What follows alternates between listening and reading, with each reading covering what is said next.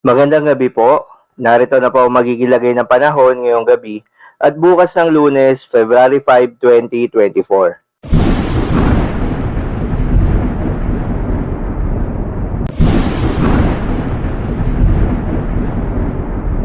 Sa kasalukuyan nga at ayon sa pag-asa, itong easterlies o yung mainit na hangin galing sa karagatang Pasipiko ang patuloy na nakakaapekto sa eastern section ng ating bansa.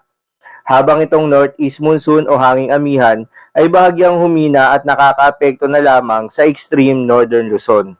Kaya asahan sa Batanes at Babuyan Islands ang bahagyang maulap hanggang sa maulap na kalangitan na may pulupulong mahihinang pag-ulan.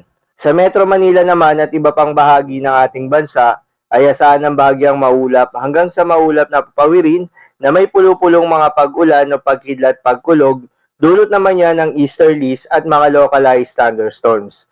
Posible ang mga pagbaha o pagguho ng lupa during severe thunderstorms. Magandang balita naman dahil ayon sa pag-asa ay walang binabantayan na anumang sama ng panahon, low pressure area o bagyo sa loob at labas ng ating Philippine Area of Responsibility for the next 3 days.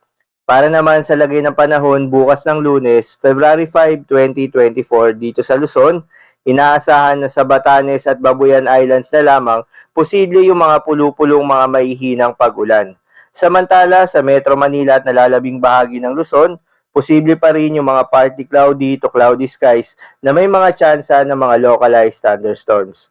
Posible yung mga pagbaha o pagguho ng lupa during severe thunderstorms. Para naman sa Visayas at Mindanao, asahan ng partly cloudy to cloudy skies, although may mga tsansa pa rin ng mga localized thunderstorms. Posible rin po mga pagbaha o pagguho ng lupa during severe thunderstorms.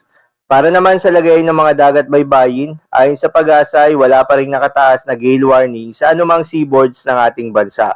Pero pinag-iingat pa rin yung mga kababayan nating mangingisda na papalaot at yung may mga maliliit na sasakyang pandagat sa silangang bahagi ng Luzon, Visayas at Mindanao dahil posible yung bahagyang mahalon hanggang sa mahalon na karagatan. So, yun lamang po para sa lagay ng panahon ngayong gabi ng linggo. Keep safe everyone.